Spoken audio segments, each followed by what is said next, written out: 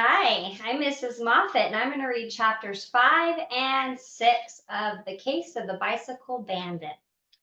Justin, we found Ralphie Jordan in his driveway. He was shooting hoops with his older brother, Justin. Just as Ralphie went to shoot, Justin soared high into the air. Whack! He blocked the shot and sent the ball flying into the bushes. Then Justin sank three long bombs. Swish, swish, swish, and the game was over. I'm going to beat you one day, Ralphie promised. Just you wait. Justin just laughed and gave Ralphie a playful shove. Of course, we attacked. Ralphie pounced on Justin's legs. Mila jumped on his back, driving Justin to the ground. I twisted his fingers into pretzels. Need a hand? A voice asked. We stopped. It was David Chang. I've got it under control, Justin replied. Wham, bam.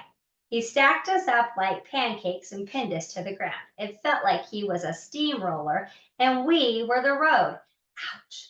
Justin stood up, puffing slightly. You guys are getting tough, he said, but not tough enough. I'd love to hang around, but I've got things to do. He got his skateboard out of the garage. Hey, Ralphie, he called out. You can borrow my bike if you want. Maybe, sure, thanks, Ralphie mumbled. Hey, little brother, Justin said. Don't stress about your bike. I'm sure it will turn up in a few days. Ralphie frowned. Old Rusty's gone forever, he sighed. No way, Justin said, jerking a thumb towards Mila and me. You'll get old Rusty back. You've got top detectives on the case. He gave us a wink. Where are you guys going anyway? Ralphie asked Justin and David. Out, Justin said. He strapped on his helmet. I spoke up. Do you guys know a kid with bright red hair? He's about your age, maybe older. He's got a lot of freckles.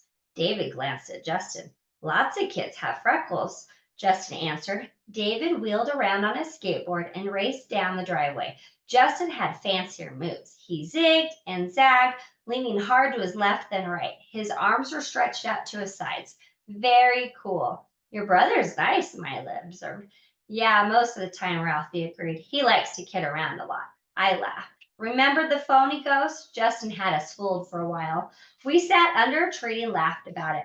A while back, Justin pretended he was a ghost. He had Ralphie nearly scared out of his boxer shorts. Fortunately, Mila and I solved the mystery. Teenagers. Yeesh.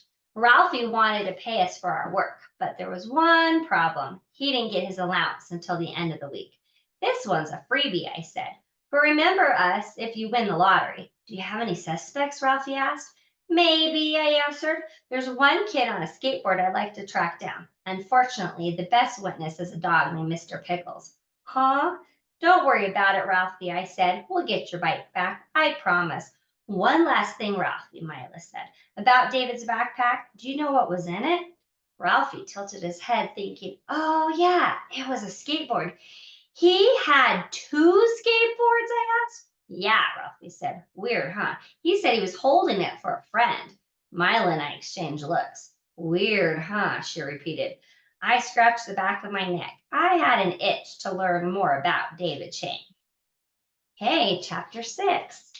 All the kids in room 201 were mad about Ralphie's bike.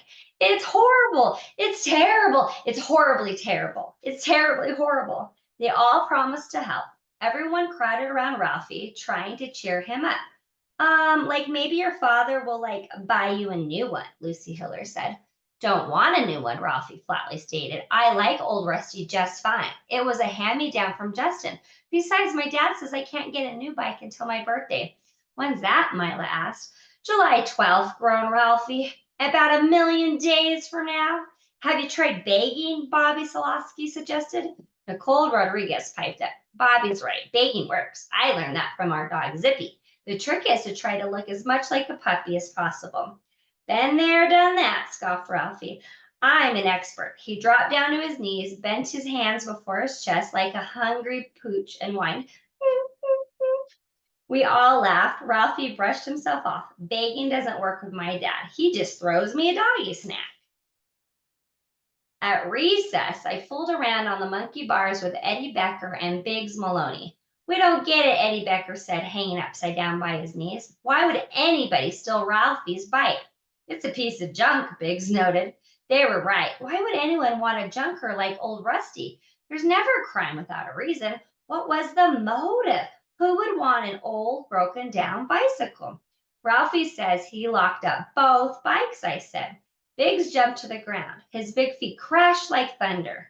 No way, Biggs said. The bandit would have taken your bike, Jigsaw. Your Cobra Daredevil is awesome. I thanked Biggs for the kind words. The bell rang. We lined up to go inside, but a voice in my head kept repeating, what if Ralphie was right about locking up both bikes? It was a piece I couldn't fit into the puzzle. Ralphie had to be wrong, I concluded. No robber would unlock the bikes, take Ralphie's, then lock mine back up. It made no sense. We had art with Mr. Manus on Mondays. Today he encouraged us to draw whatever we wanted. I drew a picture of Rags. Mr. Manus says we will all have unique talents. Some people, like Joey Pignatano, are good at drawing flowers and trees. Kim Lewis is good at cars and trucks. And Geetha Nair, well, she can draw faces. That day, she drew an awesome picture of Biggs Maloney. It looked just like him.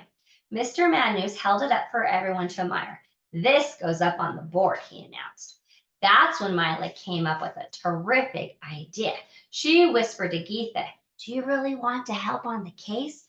Geetha rarely spoke. She was very shy. Instead, she silently nodded.